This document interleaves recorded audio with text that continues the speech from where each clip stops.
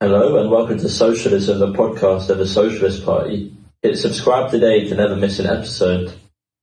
I'm Oscar Parry, a Socialist Party member, and today's podcast is a discussion with Hannah Sell, the General Secretary of the Socialist Party, about the chaos unleashed on the world economy by Donald Trump's Liberation Day tariffs. Hi Hannah, thanks for joining me today. Hi Oscar.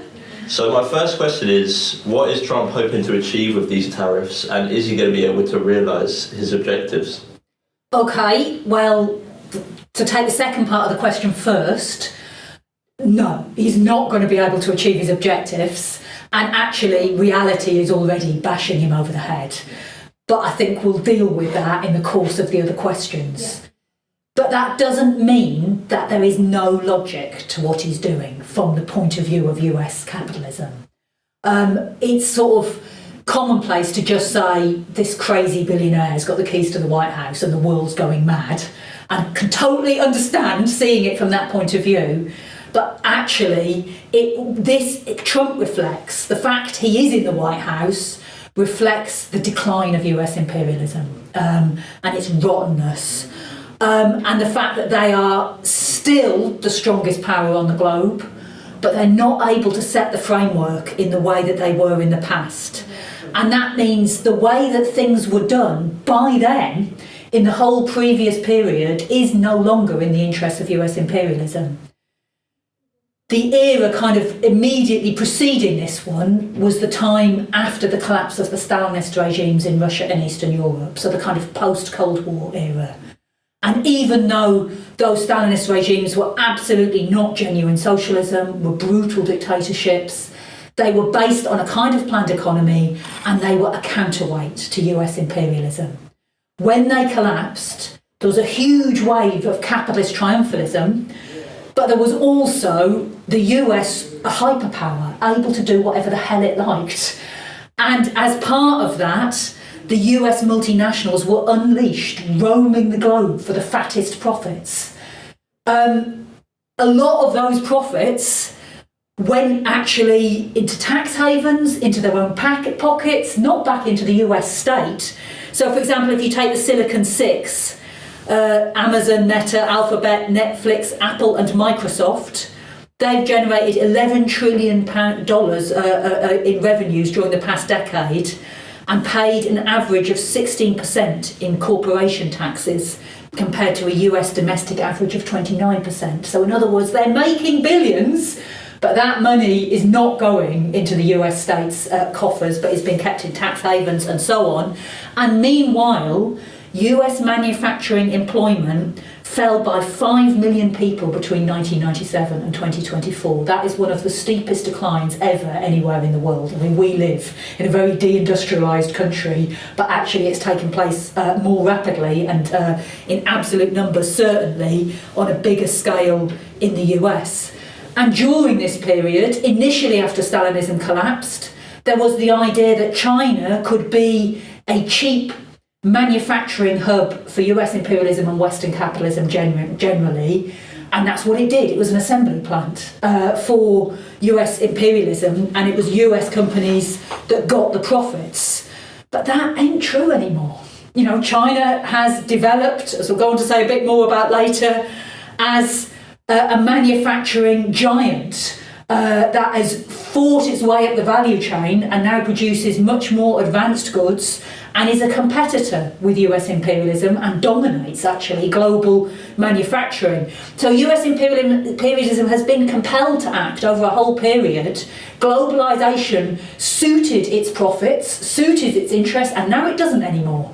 So the first Trump presidency moved in a protectionist direction. Biden built on that, particularly with keeping the tariffs that Trump wanted introduced, but also with a lot of state subsidies and so on. So this process is in the interest of US imperialism, but Liberation Day was on a qualitatively different scale, a much bigger scale, and Trump and his co-thinkers, they had decided it was necessary to launch a kind of knock 'em down, drag 'em out economic fight against China in reality. That's who this is really about, in order to try and reassert US dominance and to reorder global values, to haul more back to US capitalism. It isn't going to work. Far from improving the situation for US capitalism, it's going to accelerate the decline. Nonetheless, that was the kind of logic behind it. So you mentioned there Liberation Day, where Trump announced sweeping tariffs on many different countries, but he's now drawn back from that slightly and paused the higher level of tariffs, a 90-day pause on all countries except for China. So why did he do that? Was that part of the plan? Well, because he says it was part of the plan. And it is true that there's no doubt Trump's plan, as far as you can call it that, was always about launching this massive offensive and then having every government in the world coming to kiss ass, as he would say, and to plead with him, to offer tributes to the king. That's what Rachel Reeves is doing today in the US for British capitalism. And then doing deals that would have brought some of the tariffs down anyway. So not eliminated them, but decreased them. But that is not what the 90-day pause was about. This was something different. It was James Carville, who was the political advisor to Bill Clinton, the Democrat president, who coined the phrase, "Is the economy stupid?" As an election slogan for Bill Clinton, actually, when he won the presidency. But he was once asked, what would he come back as if he was reincarnated? And he said, the bond market, because the bond markets can intimidate anybody. And that U-turn, the 90-day pause, that was the bond markets intimidating Donald Trump and his presidency. Why? Traditionally, when stock markets fall, and we all know the stock markets fell in response to the tariffs, to Liberation Day, then government debt, that's what the bond markets are, actually gets stronger, particularly the US as the strongest country on the planet, because they're seen as safer havens. And very initially, after Liberation Day, that happened. And then the US bond market started to plunge. It was the steepest fall in 4 decades. So it was a massive fall. And actually, it wasn't just the US bond markets, it was every safe haven. So gold started to decline, which is like the ultimate safe haven. And that is a sign of the whole system seizing up. Fundamentally, people having to sell everything in order to meet their immediate debts because the markets are plunging and so on. That's a real crisis. That's a sign you're heading towards a financial crisis, at least on the scale of the Great Recession. So it was that forced Trump to pause and to announce a certain U-turn. But as you indicated, we shouldn't get carried away with this U-turn because the tariffs are still absolutely gigantic. Obviously, it's changing every day, but right now, the US average tariff rate has increased from 3% to more than 20%, putting them at their highest rate in almost a century. And, you know, we've talked about the US Smoot-Hawley Tariff Act of 1930. That was in the response to the 29 financial crash, the Wall Street crash. And actually, it was that Tariff Act and the tit-for-tat measures that then took place with governments around the world introducing tariffs, which is what happens, that was more responsible for the depth of the Great Depression than the financial crash itself. It was the response to it. But what Trump did was much bigger than Smoot-Hawley. Then they increased America's effective tariff rate by 6%. So, you know, this is a much bigger jump against the background of a far more integrated global economy with enormously complex supply chains all over the world. You know, goods are manufactured in one country, but actually parts of them have been put together in different countries all over the planet. So very complicated supply chains, and he's massively put up global tariffs. And we have to see, there's no question, this is going to trigger a global downturn. It could trigger quite a severe global recession. And so what you could say is he's kind of outdone Smoot-Hawley because they were responsible for exacerbating a very deep recession. Hoover was the US president at that point in time, but Trump is likely to be responsible for triggering it with what he has done. And as a result, his U-turn, the day afterwards, he said, the markets are beautiful now. Well, the markets are not beautiful now. And in fact, they're no longer totally seized up. So gold has now reached record heights. The Swiss franc has reached record heights as people rush to safe havens. But the US isn't a safe haven anymore. US bond markets, the US dollar, they're still suffering. The bond markets recovered a little bit, but then he started threatening to sack the chair of the Fed, and they plunged again. So, the US bond markets are still in an extremely difficult situation. And what it means when the US bond yield goes up, which is what's been happening, is effectively that's the interest rates, that's the cost of US borrowing. And that means that US government borrowing is now more expensive than Greece's, for example. So the US capitalism, the US state are in an extremely difficult situation as a result of what Trump has done. So you mentioned there some of the market turmoil that's followed these tariffs, but is there any way that the consequences of these tariffs could be undone? Honestly, I don't think so. There's a saying that the fish soup cannot be turned back into an aquarium. And I think that's a very nice little saying to sum up where we're at the moment. Because it would be wrong to suggest that Trump can't reverse. Of course he can reverse and has reversed different bits and will reverse more bits, but he can't undo what has taken place in terms of the undermining of the status of US imperialism.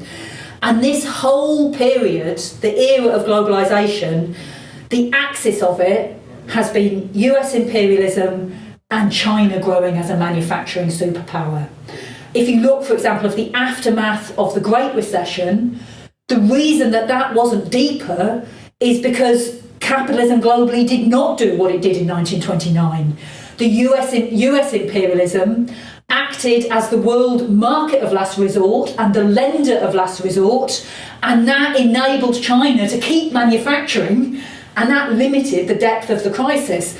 That axis has been under huge strain over the last period, and tariffs have been increasing and so on, but now it's snapped, it's broken, and that is not, they're not going to be able to turn that clock back, whatever they do. And they can't change the fact that the world is now more multipolar. There is not one superpower able to tell the rest of the world what to do.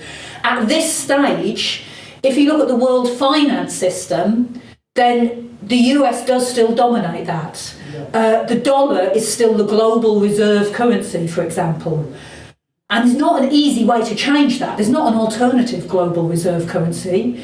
Given the role of the state in China, Western capitalism is not going to have the Chinese currency as the global reserve currency. The euro is not an option. The EU is in decline, and the euro is not the currency of one nation but several, which means it's full of contradictions and inherently weak. So they're stuck with the dollar, but they don't trust the dollar anymore. So that accelerates the kind of multipolar and crisis-ridden character of the situation, and why there's such a rush to gold taking place at this point in time. And then if you look at what's going to happen from the trade war with China, there can be a stepping back, but they're not going to get rid of it. That's taking place now, and it's going to lead to major suffering for the working class in both countries and, of course, worldwide. It has consequences in Britain and other countries as well. It will trigger huge class conflicts in the US and also in China. So no, it's not like there's going to be a victor out of this in the sense of one side having it easy. All the same, I think you can probably say that actually it will be Trump and US imperialism that pay the price soonest and hardest for this trade war, rather than China. It's the unique character of China, which I always talk about, and we never have a whole podcast on, so we should do that at some point. But the state plays a very large role in the allocation of capital. It's not like a normal capitalist country. And that is what enabled it to develop from an economy that was 1/10 the size of the US in 2001, and is now almost half the size of the US economy, responsible for a third of global manufacturing output, more than any other country. But that unique character also meant it's got an ability to prepare for this trade war, and it knew it was coming. You could see that it was coming. And so while they remain very reliant on exports, their own domestic market is still quite limited. Nonetheless, if you go back to 2017, a fifth of China's exports went to the US. Today it's only 13%. That's 3% of Chinese GDP. So that's going to hurt if that's cut off, but they've consciously limited that. And then at the same time, most of China's imports from the US, because of course they've put counter tariffs on, are not the kind of things that China imports to the US, which are consumer goods that are really going to hurt people. I can't remember the figure, but I think it's something like 3/4 of toys in the US come from China. Trump's cancelling Christmas, and that's going to hurt people.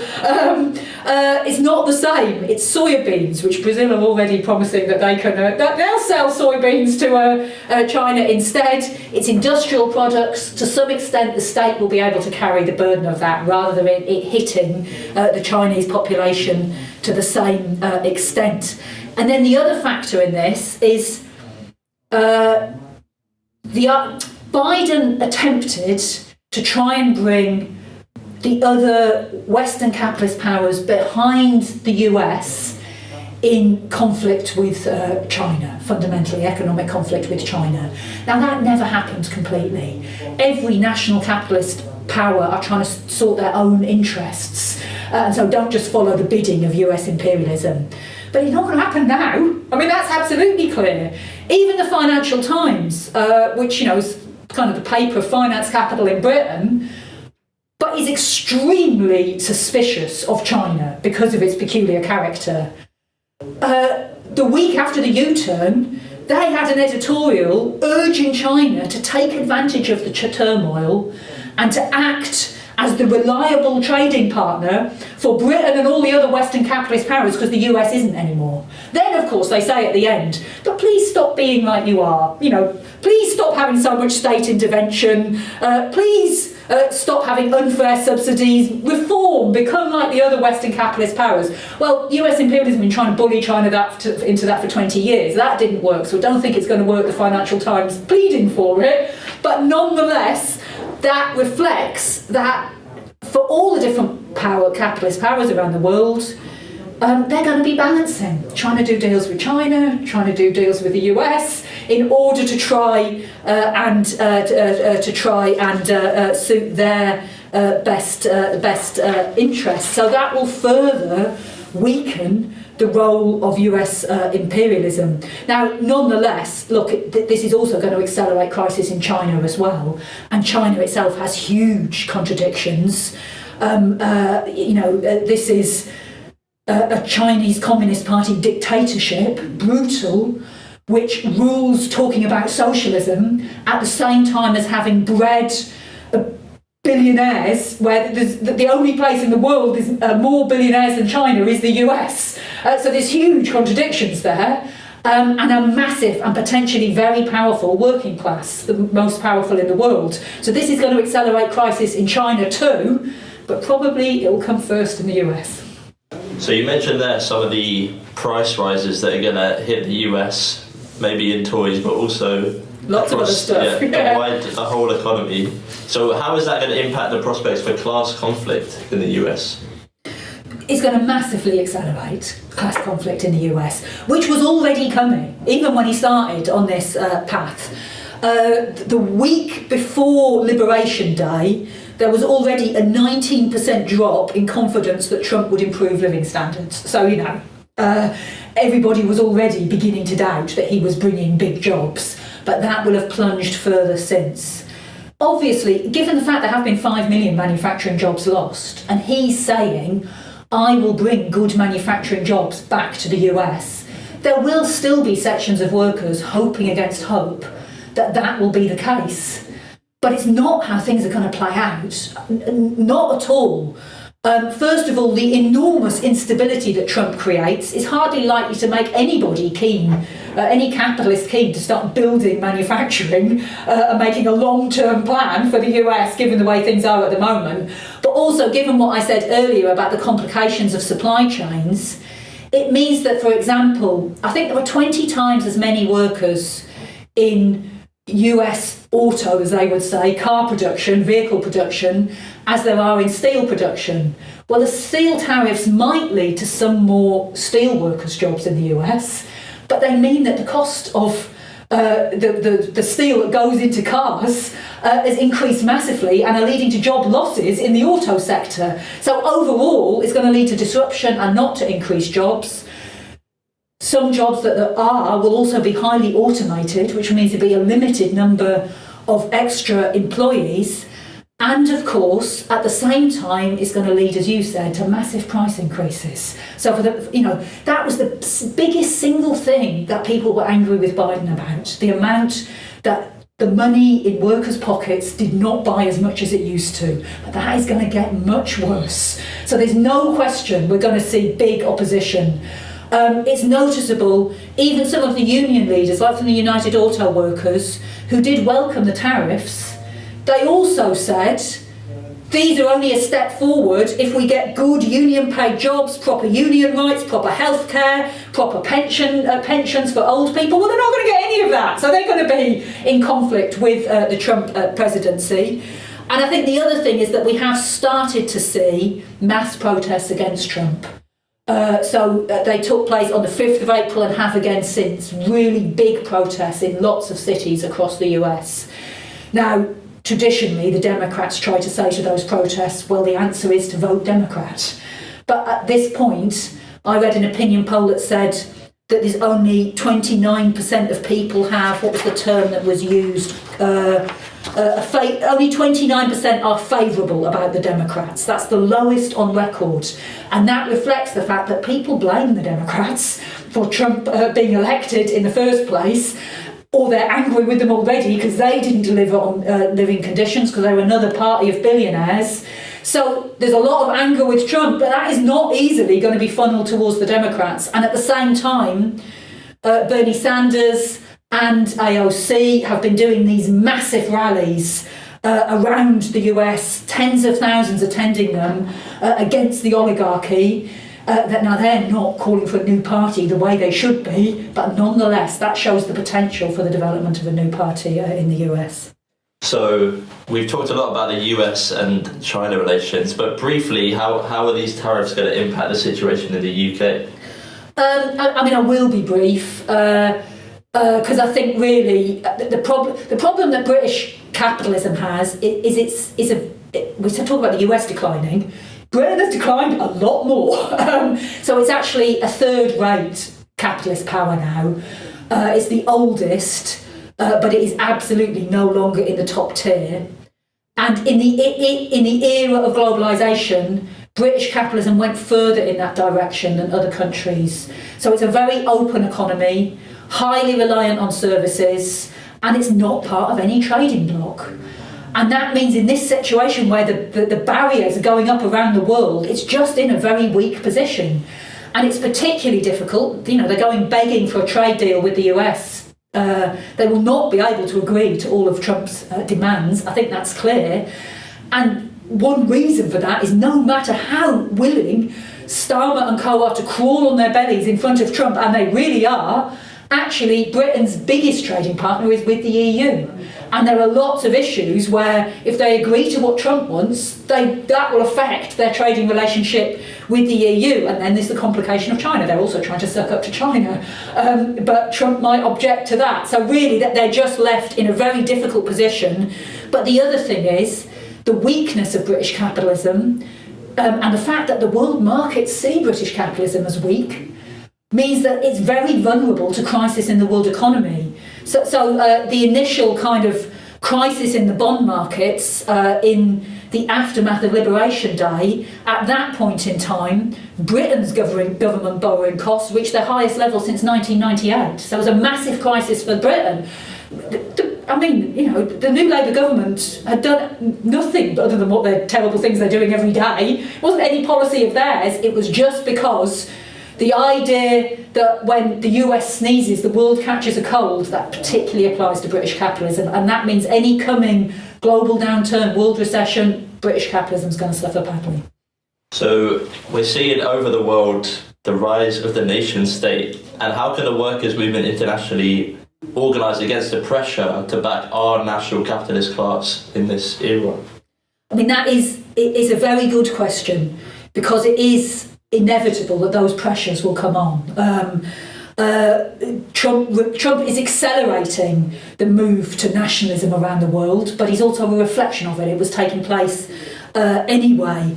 And by the way, that in itself is a condemnation of capitalism, that it's never been able to overcome the barriers of the nation state. Even in the era of globalisation, it came nowhere near doing that. And we predicted at a certain stage the nation state would come roaring back. But the fact it's doing that now is a reflection of the decline of this rotten system. And to get real internationalism, that requires world socialism. But we have to really go back to basics here. The workers' movement was founded on the idea of international solidarity. Workers of the world unite. We have nothing to lose but our chains. The idea we have common interests.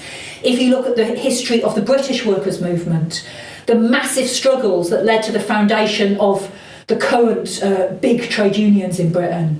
Take, for example, the Dockers strike that took place in the era of new unionism. The Dockers in London in particular were locked out. It was a brutal strike. They were saved from starvation by donations from workers in Australia. So that idea, we stand together, we have common interests, and we have no interest in common with our own capitalist classes. We've got to really refight for that idea as part of building the workers' movement. And of course, a very important part of that is fighting for independent workers' parties that stand for international socialism, that stand in solidarity with the working class in the US, in China, in every country. And we've really got to fight for that. There can sometimes be, on the left, an idea that what international solidarity means is spending all of our time raising money and campaigning for people suffering in other countries. And of course we have to do that. But we cannot neglect building the strength of the workers' movement in our own country, because that is the best way that we can provide assistance to workers in other countries. It's a very little example of this, and I might have used it in another podcast, but on Channel 4 News a couple of months ago, in Gaza, they had a wall just randomly in the background that had "Thank you, Jeremy Corbyn" written on it. And it was a little indication of how, when there was a left leader of a major party in this country having an impact, that raised the sights, that stood, of course, in solidarity with the Gazans, of workers around the world. So that's an important part of what we've got to do. I think there is another side to this. The growth of nationalism is absolutely, utterly reactionary, a sign of the rottenness of capitalism. But it does answer a lie. You're too young, really, Oscar. But people like me, we've been through decades where constantly we were told, and so many people abandoned the socialist movement under this pressure, there's nothing you can do. Capitalism's global now. The multinationals will just move production to another country. You're powerless. The working class can't change anything anymore. And what that meant is that when companies left, shut down, and car plants closed, or steel foundries closed and so on, we were told there's nothing you can do about it, and nobody raised the idea of nationalisation. Actually, ironically, the return of the nation state has answered that lie. I mean, look at the question of the steel industry in Britain. This government allowed Tata Steel to go to the wall. And unfortunately, even though Unite fought heroically against that, they didn't raise the demand of nationalisation. We did, we fought for that. But it was seen as something that was too far ahead, that Labour wouldn't go for. We've got to just put pressure on them to subsidise and so on. Now, with British Steel, it's been a different story. They recalled Parliament on a Saturday. The workers refused to let the old owners, into the plant. They're desperate to resist actually saying it's nationalisation, because if they say it's nationalisation, that raises, what about Tata Steel? What about Grangemouth and all the other places that are threatened? But nonetheless, in reality, the state has intervened. And that does raise workers' confidence that this is possible, that next time some industry is threatened with closure, that we can say, let's nationalise it under democratic workers' control and management. And it also means that the demands that we fight for, that a workers' government wouldn't just nationalise one or two bits, but would take over the commanding heights of the economy and begin to build a new democratic socialist plan of production that could meet humanity's needs, that could solve the problems of the environment by developing real green production, that seems more achievable. When this rotten pro-capitalist Labour government can call them in over Easter in order to save British steel, then the idea we used to raise of an incoming workers' government could carry out an enabling act and overnight nationalise industry as a whole, backed up with the mass support of the working class, that becomes more realisable. So we have to fight for international socialism, but we also recognise we will not get it in one day in the whole planet. It will be in the working class, in individual nations that take power initially, and then we'll call for solidarity and workers across the world to take the same steps. And that becomes actually more realisable for sections of the working class, for the workers' movement, as a result of this rotten crisis of capitalism that exists at this point in time. Great, thanks Hannah. Well, thanks for joining me today. No problem at all. See you next time. See you next time. If you're not yet a member of the Socialist Party and agree with the points raised today, then get in touch on our website www.socialistparty.org.uk to find out what being a member will mean for you. Our website's packed with more political analysis, and you can subscribe to our weekly paper, The Socialist, and our monthly magazine, Socialism Today, getting them delivered to your door or an e-subscription to your email. The Socialist Party has no big business backers. All of our work is funded by donations from individual supporters. And if you agree that we need an alternative to war, capitalism, and endless cuts for the poor, make a donation today.